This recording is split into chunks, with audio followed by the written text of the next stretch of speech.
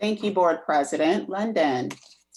Well, good evening, community, and welcome to the 2021 school year. I'd like to say welcome to our new student board directors. It's lovely to see you in this role, and you've done a fantastic job on day one on the job. All right. So this is definitely the most unusual school year any of us have probably ever experienced. And I know personally I've ever experienced as an educator and as a parent. Yeah, we're still launching the year. And I would say it's kind of both with mixed emotions, and that the beginning of the school is definitely one of my favorite times of the year. In all of my different roles in education. It's obviously just a wonderful time, usually to actually physically be in schools and to see kids connecting with old friends, to learn about what's going on in the school year, and to chat it up with different staff. But unfortunately, just due to the virus, we weren't presented with that opportunity. And so even at home, my kids were excited for school, but there was this sense of, but we're still having to recreate the classroom in the school to some extent within the home. So definitely just the ongoing presence of COVID-19 and this pandemic is definitely, put a damper, I would say, a little bit on the start of school, because I know that our staff and our students, everyone is eager to figure out, when we're able to reunite physically. But we are all working hard and doing our best to recreate the best experience that we can remotely. Can you please go to the next slide? So right now, every single district across the nation is figuring out how to reopen in the midst of this global pandemic. And it looks as though the pandemic is showing no signs of slowing down. And so Oakland, like many districts, we are reopening in a remote setting. And so that means that literally every single aspect of schooling that you can imagine, from district procedures, teaching and learning, registration, taking attendance, anything connected with school is having to be reinvented, reimagined to fit a remote context. And it's really requiring just the efforts of everyone within the district as well as the city to really figure out how we continue to do this day after day, really for the length of this school year. And so it really does just underscore our mission around the importance of serving the whole child, particularly at this moment, and the importance of partnerships to really make sure that we are attending to issues of equity and access to make sure that we're able to maintain a quality learning environment. And so as we continue to navigate these complex waters, to ensure that schools are able to go on in a context that will continue to change, sometimes day by day.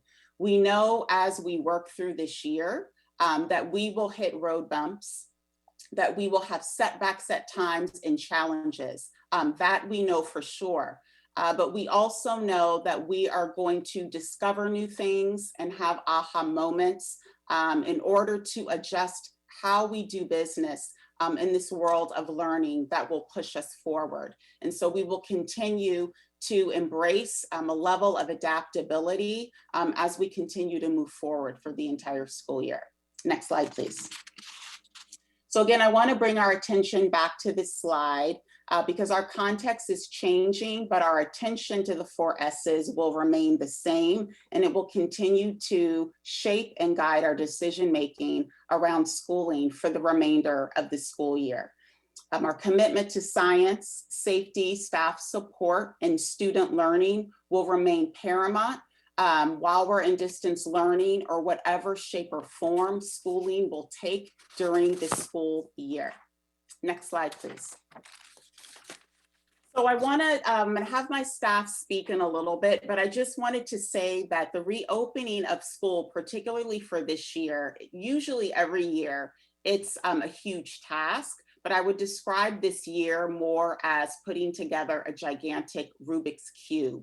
It has been, I think, a task that has kept pretty much every educator around the globe up at night since March, trying to figure out how all of these pieces are going to work together.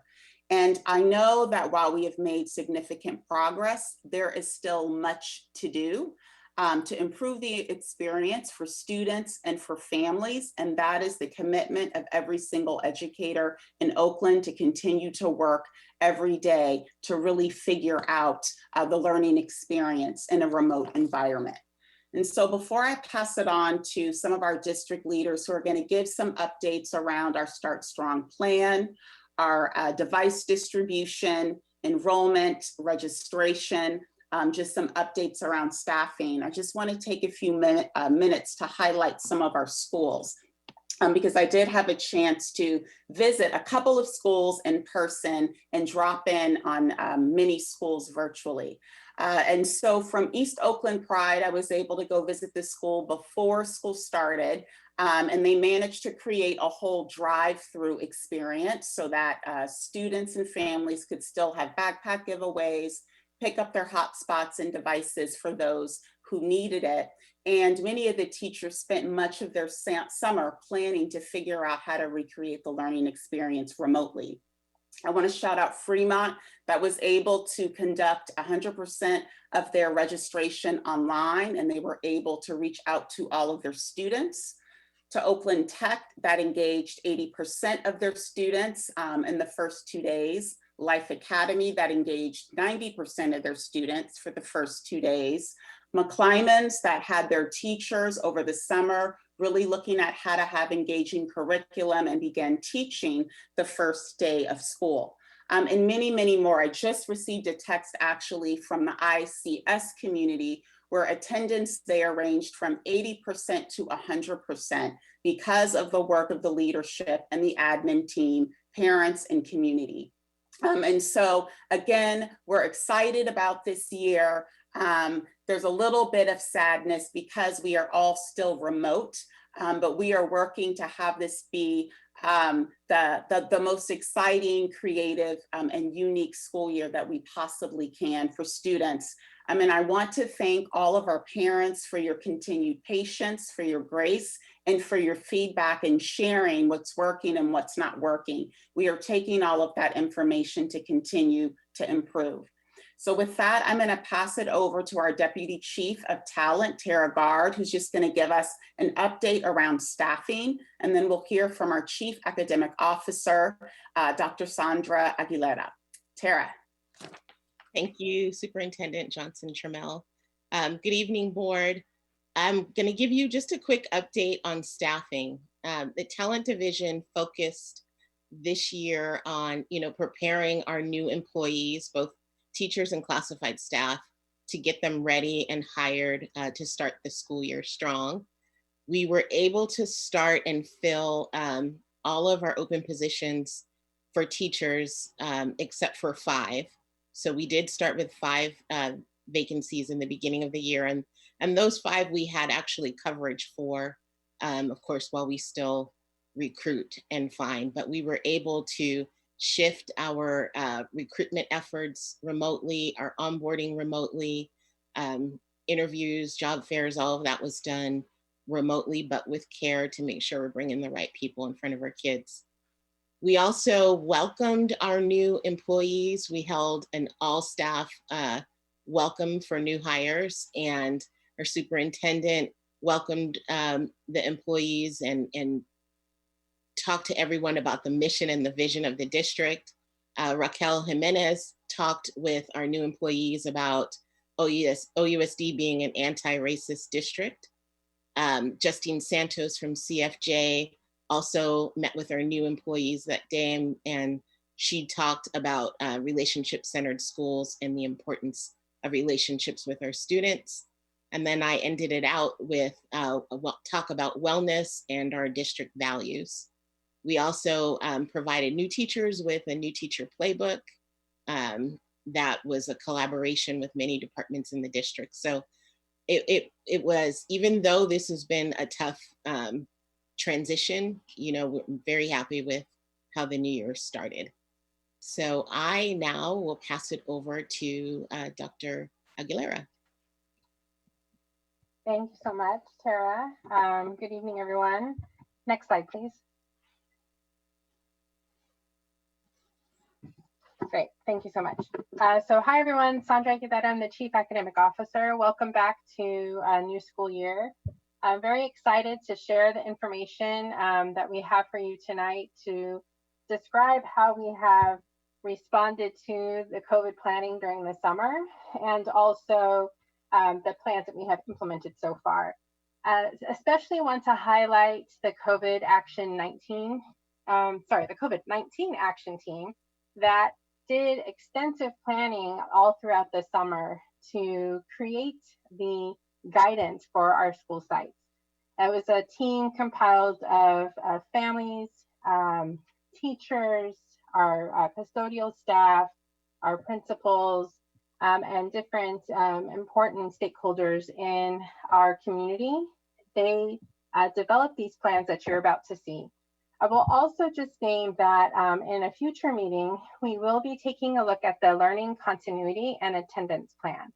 And you'll see items that we have previously presented on from the action team are informing the, of course, we deal with acronyms, it's called the LCP, but the Learning Continuity and Attendance Plan. So we did kick off the year first with our site administrators. They come back to the school sites a little bit earlier than our teachers do. So you can see the content that we aim to deliver each day.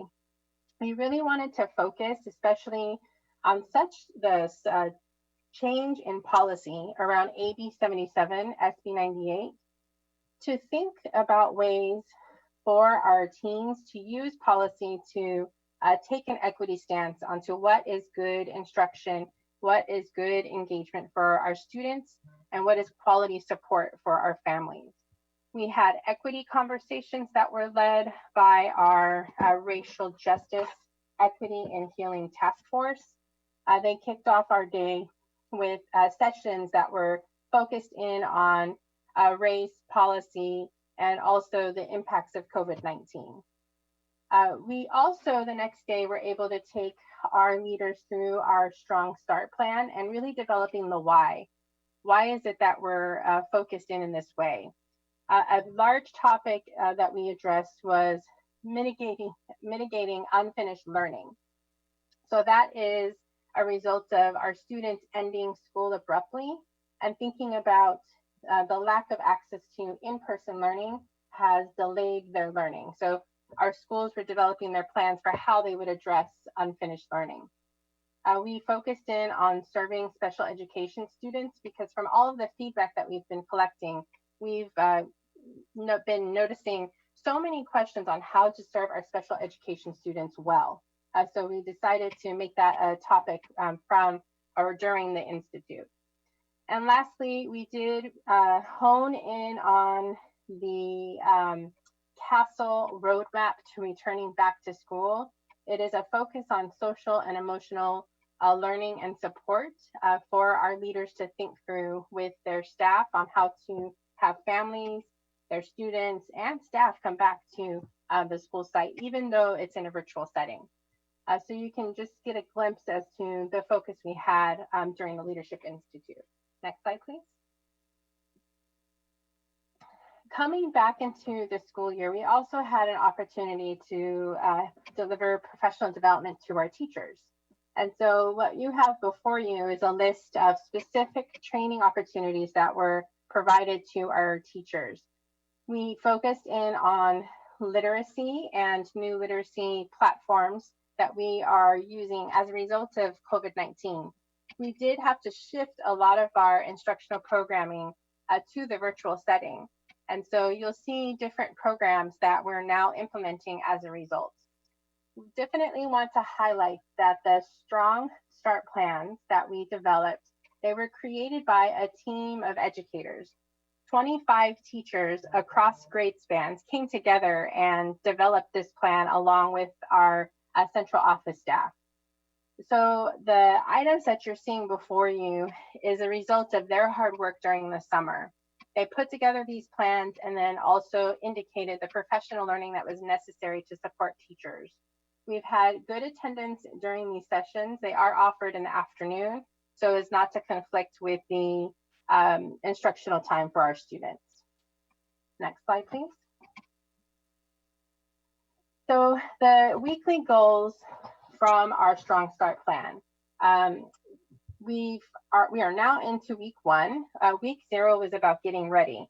And that was really a focus on our school sites being ready for device distribution, thinking through those different plans and how they were going to deliver devices to their students, the hotspots, and also supply packs. Many of our school sites organized rotations for students to come in. I happened to be at Elmhurst on Monday for the first day, helping more with food distribution, but then able to see that many students were walking away with their device, their hotspot, and particular supplies for their grade levels. So our schools are paying a lot of attention to the devices, the supplies that students would need at home. So during week 1, we did really want to focus in on connecting with students and families and building our staff capacity. We also want to emphasize, because there is a lot of confusion out there around our plan, but our OUSD Strong Start plan does include instruction from day 1. So students and families should be seeing that there's both the social emotional welcoming and learning that's already starting. In week 2, it's really about building partnerships with students and families, an emphasis on home visits. And of course, home visits are different in the virtual setting, but still this one-to-one contact with our families. Week 3 is about starting to assess our student needs, so that way they can target certain supports that are needed. And week 4 is deepening our instruction and looking forward. It is an intense amount of work for our staff to adjust their scope and sequence. You cannot just teach the year as you have before, because you have less time to deliver content.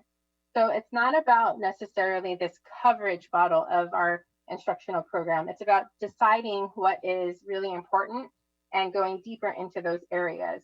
And we have provided the academic content for our subject areas and grade levels, so that way it's not so much of a mystery as to how to put that together.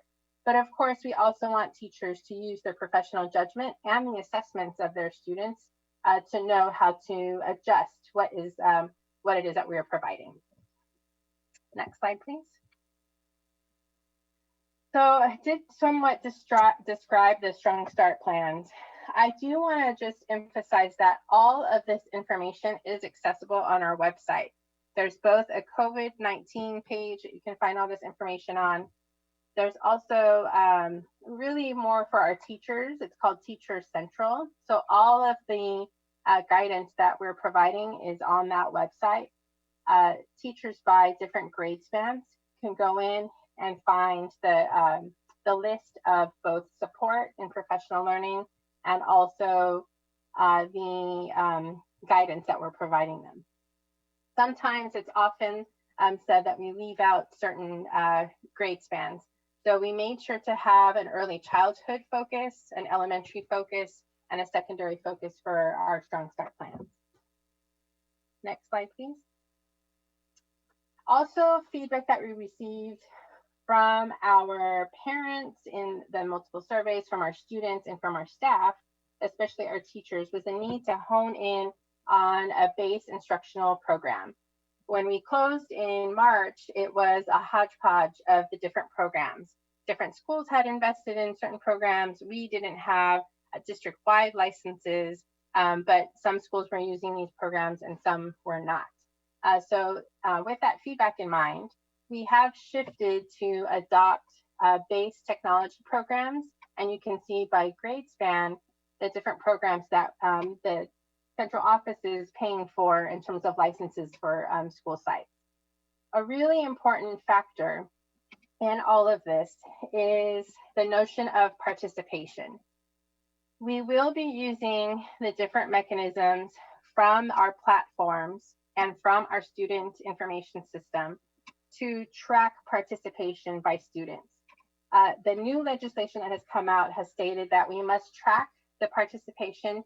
We must also track student progress. So the professional learning that we have been delivering is both a combination of the content of what we're doing with our students, but also how we will be reporting out on those important pieces of information for our families. The student information system is that central tool that we will be using. All of these different platforms through different connections feed into the student information system. And so you'll be able to generate reports by students to know how much they're on these platforms, how much they're participating in their classroom instruction. All of these details are also located on what's called Family Central. It is a website meant for parents, and it does, through the Office of Equity, provide many videos to families on how to access this information. There's also information on how to contact people over the phone to get more support. Next slide, please. All right, and with that, I will hand it off to Preston Thomas for our Starting Strong Technology Plan.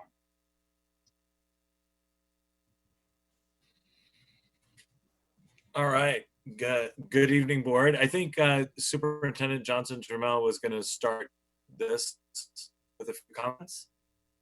Oops, I apologize. I think Preston, you can take it away, Mr. Preston Thomas. Take it away. Officially passed. All right, you've officially passed it. Okay, great. The technology distribution has been a really hot topic across our community. And I just really want to give some highlights of what we've been doing in Oakland to make sure that every student has been able to access and get online. The crisis has brought a critical equity issue to the forefront. Even when we're returning to in-person learning, I don't see a world in which equitable access or devices and the internet is not a critical part of education. I imagine that as we explore distance learning, our habits, practices, expectations will change. The possibilities and the effective instruction practices that we discover during that time will blur the lines between our brick and mortar schools and the online learning that students are doing now. We will have to ensure that students have the need to succeed in that new world. Super deeply grateful to all of our partners that have been leaning in, and particularly want to name out like the Oakland Undivided campaign that is going to bring in so many more devices to our students and families to get them online and close that gap. I also want to take a second to acknowledge the fact that we have some amazing members on the USD team making this happen. I really want to shout out our tech services team, Susan Belts and Juwan Du, who is leading RAD, have been doing a phenomenal job connecting our students with devices and behind the scenes addressing so many issues that have emerged that are kind of technical and behind the scenes, but like we want to keep it that way. We want to keep it behind the scenes. Colleen Calvano, Taz on the Aries team, and the entire Aries team and network team have been working 16-hour days to try to make sure that all of our students and staff can get online. Guillermo Topetit in the warehouse has been doing real-time distribution to school sites when they run short on supplies. Today, Willie Thompson up at Rudsdale was short on devices, and within an hour, we got him hotspots so that he was able to distribute them to his family. Mario Capitelli, who last week we realized so many families were gonna have challenges getting online with their hotspots that created, I believe, 7 different languages now, instructions for families so that they can access their hotspots and tether them to the actual devices. And most importantly, deep appreciation. We have distance learning leads and principals that are really on the forefront and on the front lines distributing those devices out to their school communities. And it's an amazing opportunity for them to connect, identify what the needs are of their families, and begin that bridge to getting online. We have the Chromebooks in place right now to make sure Chromebooks both in hotspots and Chromebooks to make sure students can get online and engage in distance learning. Can we go to the next slide? Okay, so I mean, this is a slide that you've seen before. You know, internally, OUSD has about 30,000 devices and about 8,500 hotspots ready to go to get students online. But the Oakland Undivided campaign is bringing in 25,000 new computers that are starting to arrive this week, and we'll start distributing those out to school sites. But that's not the whole. That's not the entirety of what we need to bridge that digital divide. We also need to get kids connected. And so we're also making sure that there's hotspots and broadband that's available for all of our students and families across Oakland. And then what is emerging right now as the critical need is the technical support for families to get online and troubleshoot some of the problems. One of the issues today was some of the hotspots are having difficulty because there's a filter on them to filter some of the content that comes through on hotspots that are given to children. And so they're working through some of those details to make sure that all families can get online. So Oakland has, I think, just wanted to state, like a lot of people have been asking how many devices we have for our 36,000 students. We have over 36,000 devices ready to go in Chromebooks. Some are brand new. We have about 7,000 new Chromebooks that are in place and have distributed them out to the students. Schools have purchased their own. Plus, we have hotspots that are in the warehouse right now that we're distributing out to families. Can we go to the next slide? So this is where I am really proud to be in a unified school district. And I want to kind of walk through this timeline because I think that there's a lot of moving pieces here. And, you know, Dr. Aguilera talked a lot about the Strong Start plans, and that is deeply integrated into getting families technology. There are the pieces that OUSD owns, right? That's that green line that you're seeing right there. Registration started in the week of August the 3rd. Some school sites started to loan their site inventory out to schools. As we're seeing that schools started, we're closing out day 3. And we have our strong starts that are happening at school sites where schools are engaging in their community, continuing to distribute devices through the end of this week. That's where we're taking our devices and loaning them out to students to make sure that they can get online. And then as we transition into next week, we're going to start to see some of those Oakland Undivided devices start to come in. So one of the things that launched with the Oakland Undivided campaign is this tech check survey that we now have about, I'll go in a future slide, but it's about 11,000 families have already filled that out in OUSD. We're starting to deeply understand the need. That survey is still open, and we're starting to see the school communities really engage with the students that they're having a hard time connecting with. And I'll talk a little bit more about that. And then those Oakland Undivided Chromebooks and hotspots are ready for distribution in the week of August 24th. Actually, T-Mobile, our partner in that, has actually sped that up. And we actually have some of our schools with the highest percentage of free and reduced lunch students actually have the T-Mobile hotspots that we're already loaning out to them today. The key thing about that tech survey that is so critical for families to fill out is it's actually connecting students across the system. So whether you're at an elementary school or a middle school, it's assessing the needs of the whole family. And then it's allowing us to make decisions across multiple school sites. It also provides an ongoing relationship with those families for ongoing tech support. And I want to just kind of talk about why I'm so proud to be part of Oakland and Oakland Unified in this effort. Really goes to some situations that have happened out on the ground. I was over at ICS with Ellie Alderman, who was handing out devices herself to every single family as they came in. And one of the students that picked up the device was so excited to jump on her Zoom call that she connected right there out in the right outside the school and got on her first Zoom class immediately as she got her device. Christina Segura at Esperanza. At the first day, she saw 75 students that were online and connected. By the next day, it had gone up to 85%. She was running low on devices. So within the neighborhood, Killian Betlock at Elmhurst United brought over about 20 devices for her so she can continue the distribution to her families. And my favorite story is Sabrina Moore over at Director Harris will be excited to hear about this. In her school, she's got about 75% of kids enrolled in online, but they're going to the extent where if they know students haven't shown up to school, she's rolling out in cars. She's got a caravan. They're stopping in front of houses, honking at families, trying to make sure that they get engaged in school and in learning and come in and register. So a lot of great things happening on the ground to make sure that we connect with those students that haven't connected yet. I think we have about 6,000 kids left to go to get them online and connected, but there's a lot of distribution that's happening through this week. Next slide. So a lot of people just want to, like, one of the questions that a lot of board directors have been asking is really like, how are we tracking and making sure that we're tracking every single student? And so this is an example of what that Tech Check survey looks like and some of the questions that families are being asked. But we've also, Joanne Du and Rad has created a dashboard that allows us to track every single individual student to find out who's filling it out and who's not. And there's a sample of some data from one of our schools that you could see on that slide. And that was taken from August 4th. Every day we have new families that are coming in and engaging in that survey. So that's where we're at. I did want to just kind of share, like, a lot of people have been asking, like, what are some of the challenges that families have been facing? And I just want to be real. We're in the middle of a pandemic. There are families that have COVID positive members in their family. And we're trying to figure out ways to get them devices and get them online as well.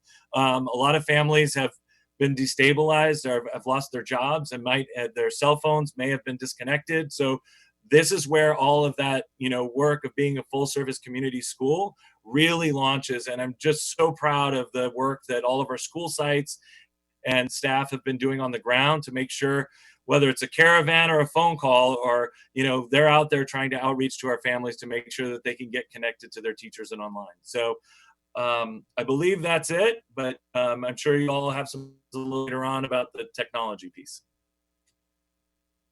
And I believe I'm turning it over to Sonali to discuss enrollment. Thank you. Thanks so much, Kristen. Hi, everyone. I'm Sonali Muraka, Executive Director of the Office of Enrollment. We wanted to share an overview of where we are in terms of enrollment numbers. So the slide here was the all grades number. Sorry, I see my internet connection is a little unstable. Okay. There's also a comparison to mid-August from the past 2 years.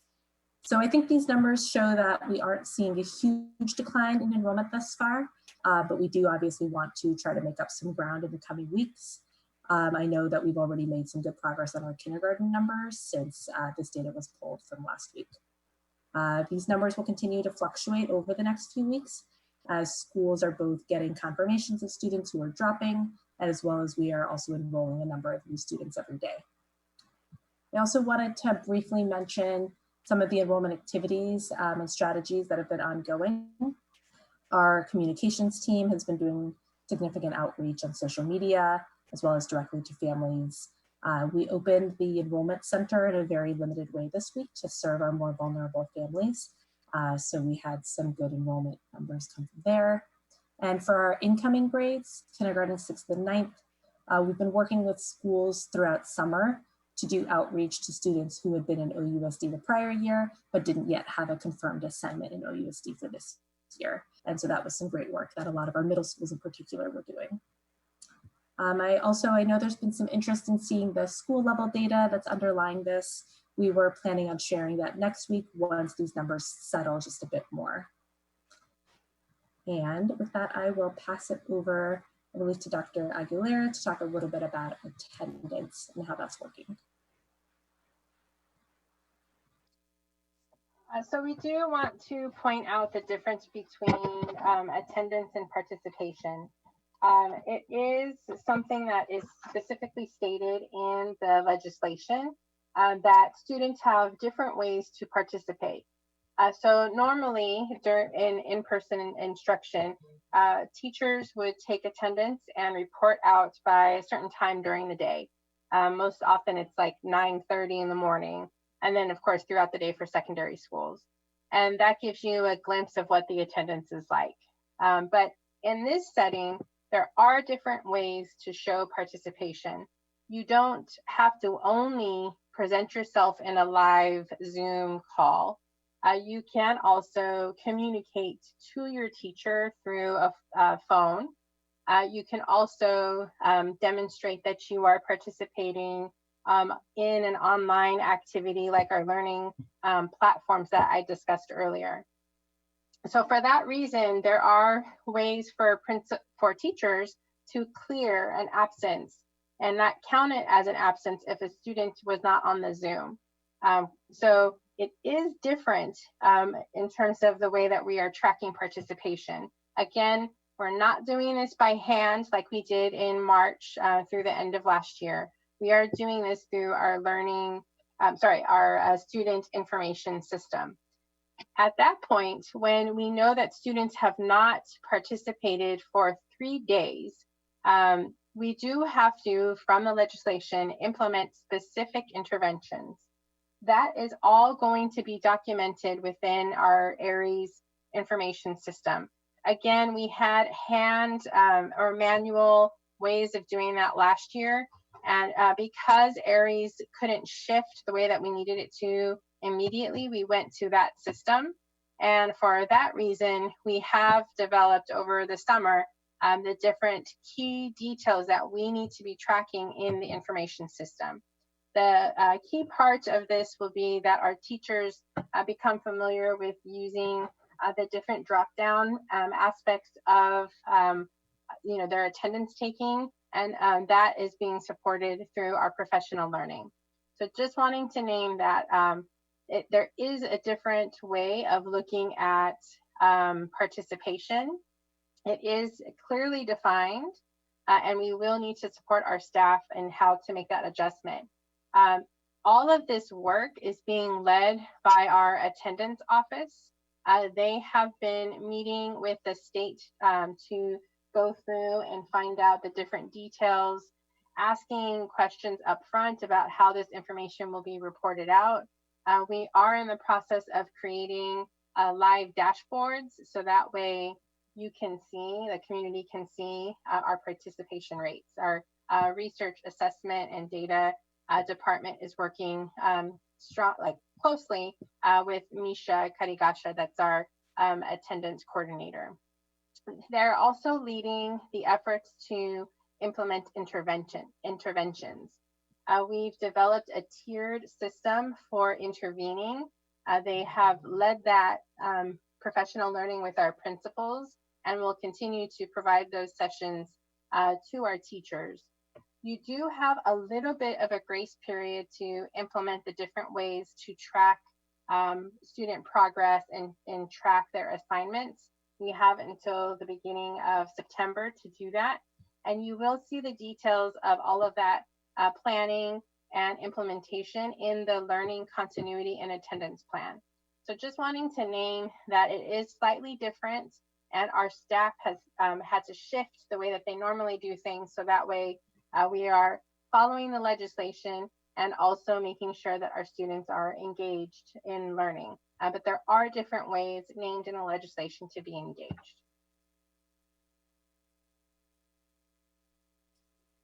Thank you, Dr. Aguilera. And just finally, just want to remind families that we do have a Starting Strong Together guide that is on the website, and just is another place to just get resources to support you at home, and we will continue to add and update it as information changes. And so that concludes the report.